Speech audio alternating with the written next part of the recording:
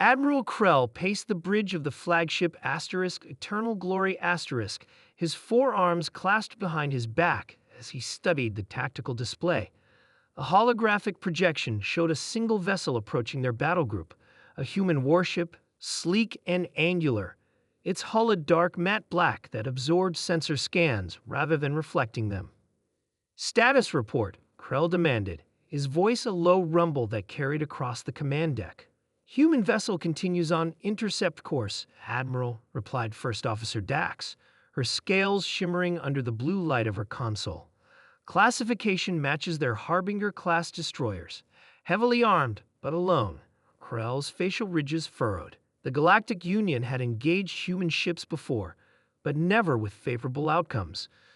Despite being newcomers to interstellar travel, humans had quickly established a reputation as formidable warriors. Their ships were often outgunned and outnumbered, yet they prevailed through what other species considered reckless tactics and incomprehensible strategies. "A single destroyer against our battle group?" Krell questioned. Had they gone mad? The battle group consisted of 6 heavy cruisers and 12 support vessels, a force that should overwhelm any lone warship, regardless of its design or capabilities. Yet unease rippled through the command crew. They had all heard the stories. "Communications," Krell ordered, "broadcast standard warnings. Inform them they have entered Union space without authorization and must withdraw immediately." The communications officer, a tall, insectoid being named Tix, shittered nervously as he transmitted the message. Moments later, he reported, "Admiral, we're receiving a response, audio only." "Let us hear it," Krell commanded.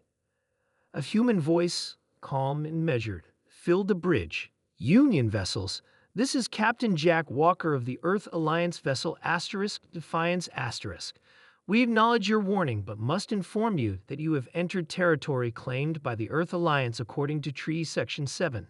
Subsection 3, we request your immediate withdrawal." Silence fell across the bridge. Krell turned to his strategic officer, a veteran of 3 campaigns against human forces. "This some kind of trick. The nearest human colony is 6 light years from here." The strategic officer, Major Lorne, looked grim. "Their territorial claims have been expanding rapidly, Admiral, but this is the first I've heard of any claim to this sector." Krell made his decision. "Broadcast again. Inform them that the Galactic Union does not recognize their claim, and they must withdraw or face the consequences." As Tix relayed the message, Weapons Officer Malk approached the Admiral. "Sir, sensors detect unusual energy readings from the human vessel. Their weapon systems are active, but different somehow." "Different how?" Krell demanded.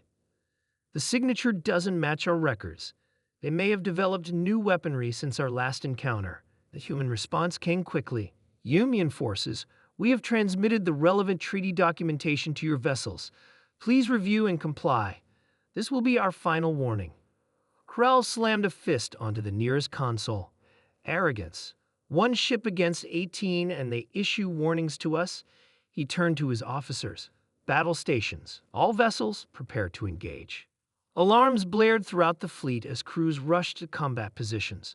On the tactical display, the human ship continued its approach, making no attempt to alter course or speed. "They're in range," Malk reported. "Awaiting your command to fire, Admiral." Krell hesitated. Something felt wrong. Humans were known for their unpredictability, but this bordered on suicide. "Unless, full sensors sweep of the surrounding space," he ordered suddenly. "Check for anomalies, anything that might." "Sir," the sensor officer interrupted, panic in her voice. "Spatial distortions detected.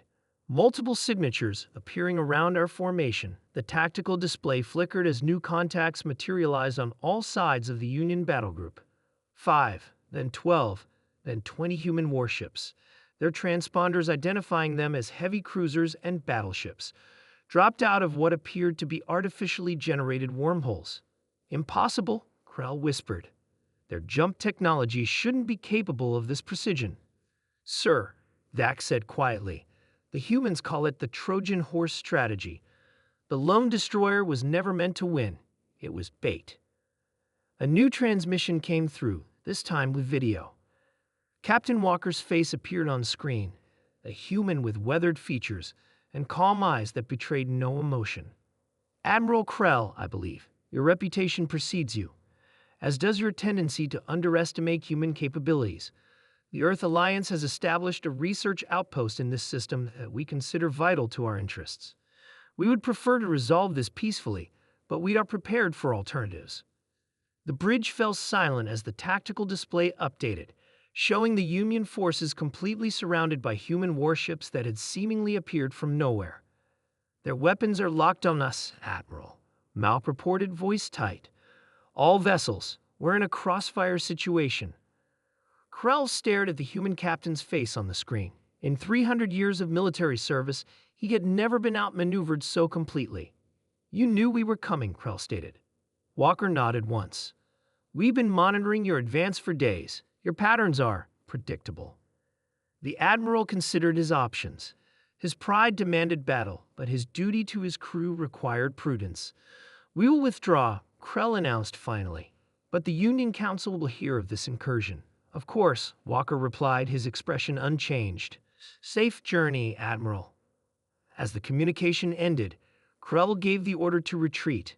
He watched the tactical display as his mighty battle group turned and moved away from the human vessels, which maintained their perfect formation, weapons still trained on the departing Union ships. First Officer Dax, Krell said quietly as they cleared the system, update our tactical databases. Note that human ambush capabilities have evolved, and add a personal note from me. Sir, when encountering human warships, assume nothing, particularly when the engagement seems too straightforward. He looked out at the stars, streaking past the viewports. They are never as simple as they'd appear.